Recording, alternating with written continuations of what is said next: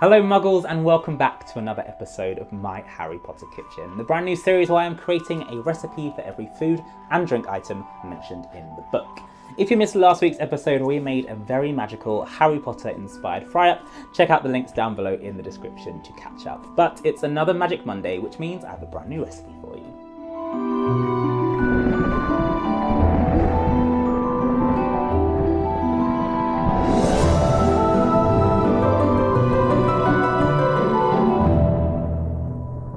If you love all things Harry Potter and you don't want to miss a thing from my Harry Potter Kitchen, make sure you hit that subscribe button and click on the notification bell so you get an alert every Monday when there is a brand new video. But without further ado, let's get into it.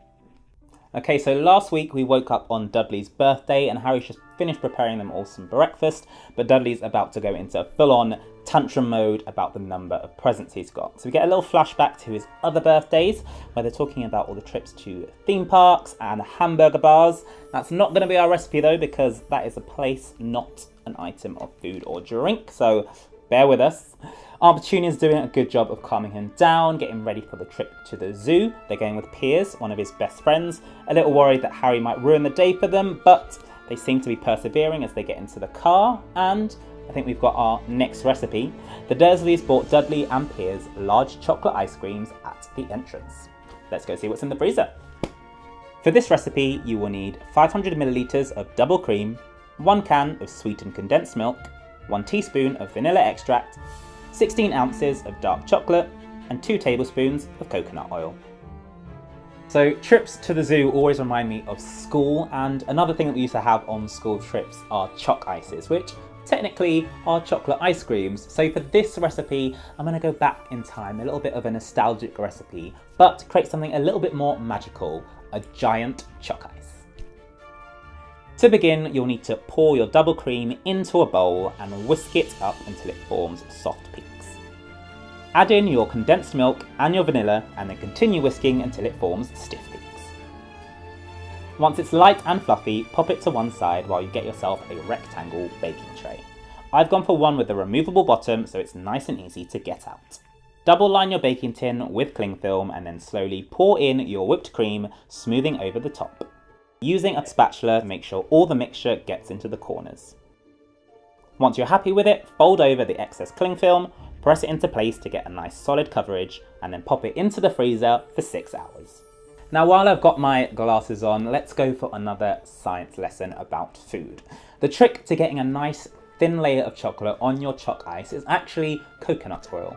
And don't worry, even if you don't like the taste of coconuts, it doesn't come through too much in this recipe. We're only using 2 tablespoons, but what it's going to do is raise the freezing point of your chocolate. That means that as soon as it hits the freezing cold ice cream, it's going to seize up and create a nice thin layer of chocolate that has a crack to it when you bite in.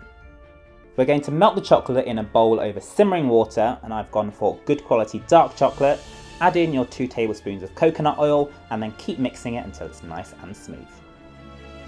Once your chocolate has all melted, it's time to take your ice cream out of the freezer and remove it from your tin. We're going to start by covering the bottom of the choc ice so that we can get a nice smooth finish on the top. Flip your choc ice over and then pour an even layer of your melted chocolate over the top using a palette knife to even it out.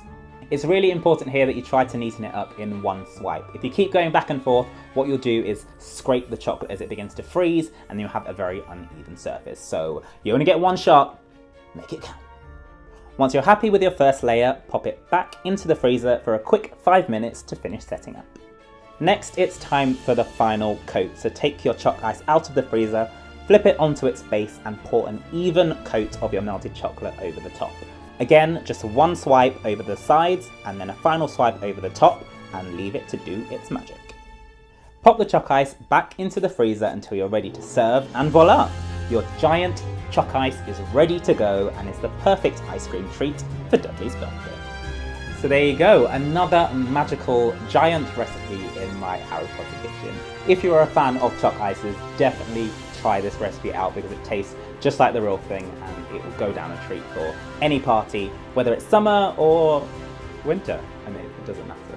That is all for this recipe. If you liked it and you want to see more, make sure you hit that subscribe button, click on the notification bell, and I'll see you next Monday.